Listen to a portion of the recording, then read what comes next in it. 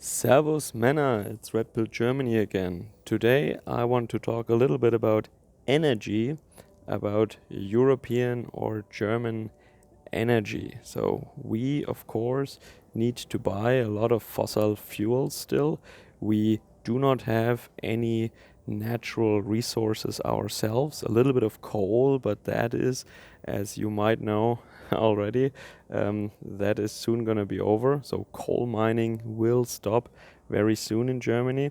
And even before, of course, we had to import gas, oil, and coal, I'm not so sure, but gas and oil definitely.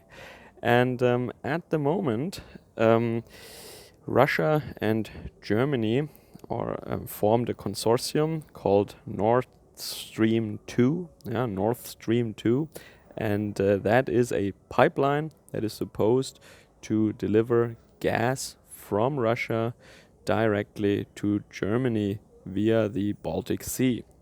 And this is, of course, something that Poland and the Ukraine do not like at all because Germany is already getting gas from Russia, of course, but this gas goes through their countries using their infrastructure. And let's say they had some demands for that, and sometimes a couple of cubic meters seem to have vanished, if you know what I'm saying.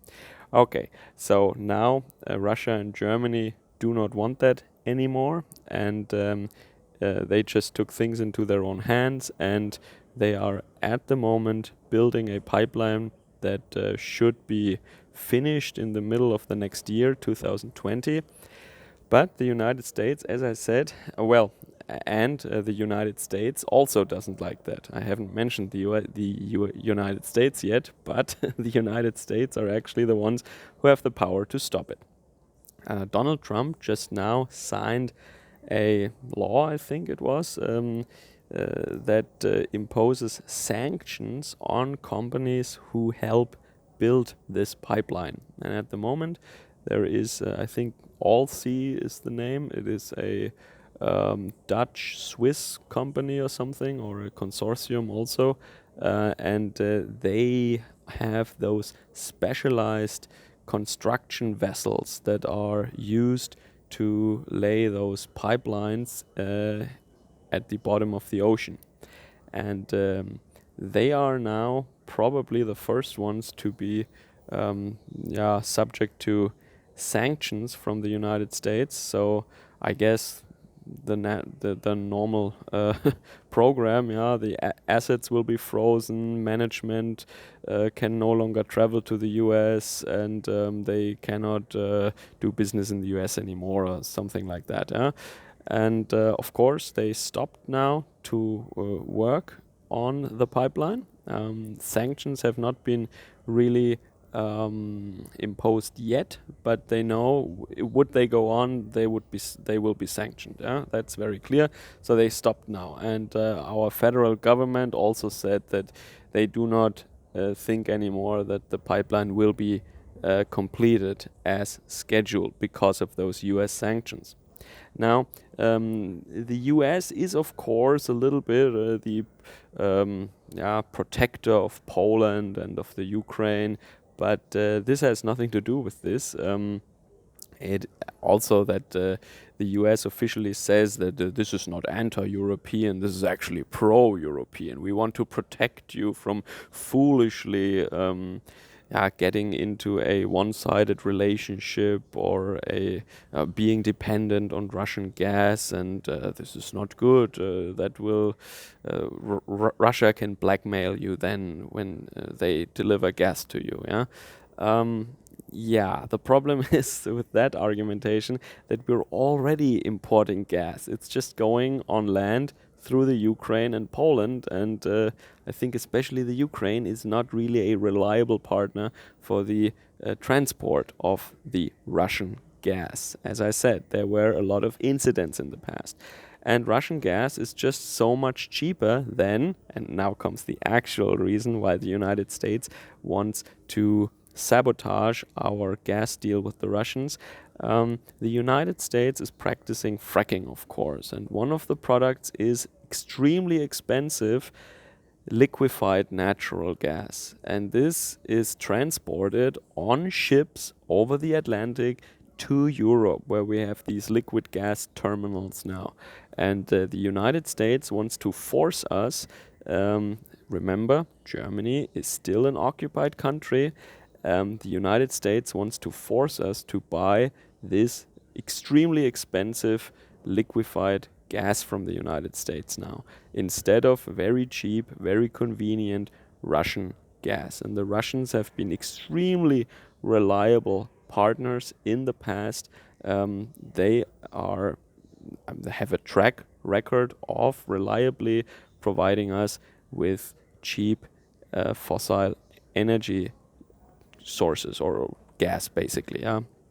And what the United States is doing here is not what an ally would do. It is what an occupying power would do. Yeah? Well, Germany is not an ally of the United States; it's a vassal state. Yeah? And of course, as always, you know the drill. When I say the United States, I don't mean the American people. I mean the handlers. I mean the people who actually hold power in the US. And I guess we all know who that is. They go by many names, but I think it is very clear who is behind all this. And it is a very, very old fear of Anglo-globalists, let's say, both the UK and also the United States and their respective elites that came to power there many years ago, decades ago, practically took over the banks. You know the drill. But it is a very old fear of them that Central European ingenuity and Eastern European resources could be combined to form a continental European alliance. We would get resources from Russia, and we can help them with our still in many ways superior IP and our engineering capabilities. And also we are a good market for them because we are still, Central Europe is still a very rich area, a resource poor area, and that is just a match made in heaven. Everyone who is pro-free market should think that this is something where you have a supply and a demand and everybody should be happy, right? And especially if you have business deals, that is actually something that is working against, or it is actually protecting you from war and armed conflict, because it's very easy. I mean, this is, for example, also stabilizing Japan and China right now. They have a lot of business with each other, and if there were conflict, let's say, business interests would suffer. So mutual business deals and business relationships are actually stabilizing the relationships between two countries or between two domains of power. So if the European Union does more business with Russia, that would actually stabilize the situation in continental Europe. That would be a good thing, because then there would be an extremely high interest in avoiding armed conflict and solving things diplomatically, because those juicy business deals would be in jeopardy otherwise. And this is what those forces, let's say, those Anglo dominating forces, it's maybe not Anglo people, but the ones who dominate the Anglo people, their handlers, the Anglo handlers, they don't want that. They want no business deals between Russia and Europe, so that there could easily a conflict could be provoked. There would be no incentive not to start something like that. And of course, they want to make profits with the liquefied natural gas coming from the US now. So that is a little bit of geopolitics for you.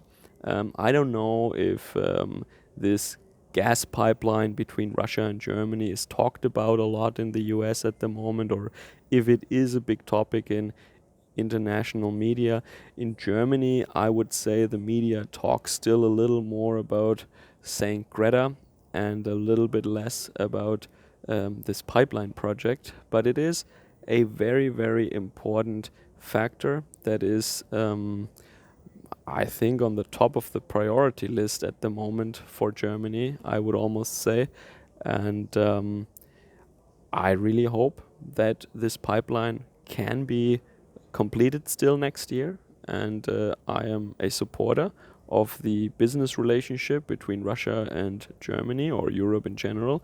We are already getting gas from Russia. It would not be anything new. Yeah, we would just cut out the middleman, and I understand that they don't like it, but the US are the ones who are enforcing it right now, the sanctions, and the best interest of Poland is not even a factor here. Yeah? So they just want to sell their liquefied natural gas, their fracking gas.